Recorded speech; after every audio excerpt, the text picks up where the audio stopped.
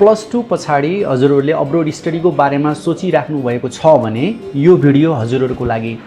धेरै प्यारेन्ट्सहरूले स्टुडेन्ट्सहरूले चाहिँ हामीलाई बारम्बार प्रश्न गर्नुहुन्छ +2 पछाडि चाहिँ पढ्दाखेरि कतिको चाहिँ सजिलो हुन्छ, कतिको गाह्रो हुन्छ भन्ने यस्ता टाइपको क्वेसन्सहरू सोध्नुहुन्छ र हाम्रो रिसर्चले र हाम्रो बुझाइमा चाहिँ मैले यो कुराहरू चाहिँ भन्न गइराखेको छु।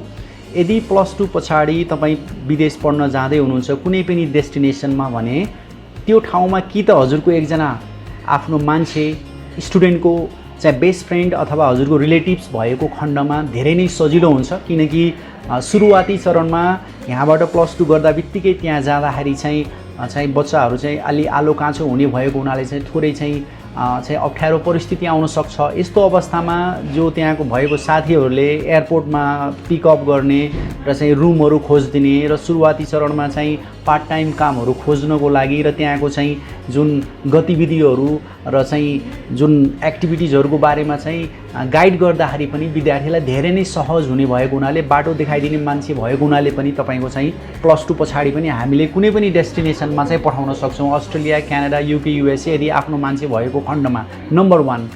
नम्बर 2 मा यदि हजुरले यहाँबाट 1 वर्षको ट्युसन फी तिरेर पठाइदिनुहुन्छ र उता गइसकेपछि यहाँबाट +2 गर्दा बित्तिकै वहाँ गएर त काम पाउन पनि गाह्रो नै हुन्छ, किनकि बच्चाहरूलाई बोल्ने शैली पनि त्यति थाहा हुँदैन। धेरै जसो बच्चाहरूलाई नयाँ ठाउँ, नयाँ परिवेशमा हैन, यस्तो अवस्थामा चाहिँ अर्को वर्ष ट्युसन फी जोगाड गर्न पनि एकदम चाहिँ गाह्रो हुनसक्छ। त्यो केसमा ब्याक इन होम नेपालमा चाहिँ फाइनेन्सियल्ली स्ट्रङ हुनुपर्छ। यदि हजुर फाइनेन्सियल्ली स्ट्रङ हुनुहुन्छ नेपालमा कतैबाट चाहिँ अर्को वर्षको ट्युसन फी अथवा चाहिँ अझै 1-2 वर्षको ट्युसन फी जुन ब्याचलर्स गर्दै हुनुहुन्छ भने त्यो ट्युसन फीमा पनि केही कन्ट्रिब्युसन गर्ने अवस्था छ, फाइनेन्सियल्ली तपाईँ क्यापेबल हुनुहुन्छ भने पनि तपाईँले +2 पछाडि चाहिँ आफ्नो बच्चाहरूलाई अथवा विद्यार्थीहरूलाई चाहिँ अब्रोड स्टडीको बारेमा चाहिँ सोच्न चाहिँ सक्नुहुन्छ।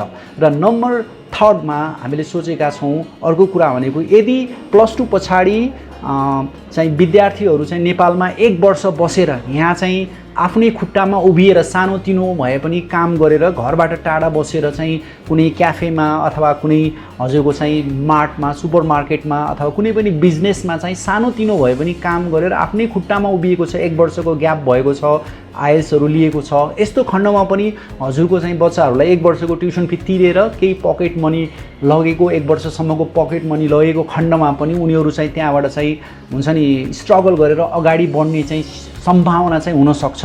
अगेन यो पनि सब्जेक्टिभ कुरा हो, धेरै जसोलाई चाहिँ सहज हुनसक्छ। जसले नेपालमै काम गरिराखेको छ भने उसले नेपालमा काम गर्दाखेरि चाहिँ धेरै कुराहरू चाहिँ सिकिसकेको हुन्छ र त्यही फर्मुला चाहिँ हामीले विदेशमा लागू गरेर चाहिँ थोरै चाहिँ हुन्छ नि अगाडि बढ्न चाहिँ सहज हुनसक्छ। त्यसबाट यो नम्बर 3 मा चाहिँ यो पर्यो।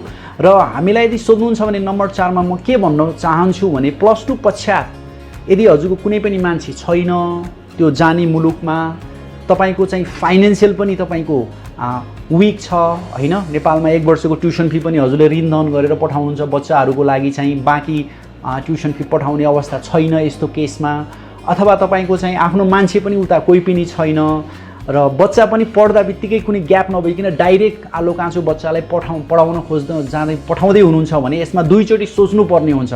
बच्चालाई कतै गाह्रो त हुँदैन त्यहाँ गइसकेपछि हैन। यस्तो केसमा चाहिँ हजुरले सोच विचार गरेर चाहिँ कन्सल्टेन्सीसँग परामर्श गरेर कसरी अगाडि बढ्दा हुन्छ, यस्तो यो सिचुएसनमा चाहिँ हामीले चाहिँ हजुरहरूलाई चाहिँ हामीले लागेको कुराहरू बताएका हौँ। बाँकी चाहिँ डिसिजन लिने काम चाहिँ हजुरको हो र फर्दर इन्फर्मेसनको लागि गोरेटो कन्सल्टेन्सीको ब्रान्चेसहरू चाहिँ भिजिट गर्नुहोला। गोरेटो कन्सल्टेन्सीले अस्ट्रेलिया, युएसए, युके र क्यानाडाको चाहिँ फर्दर स्टडीको लागि चाहिँ गाइड गर्दै आइराखेको छ। Thank you very much.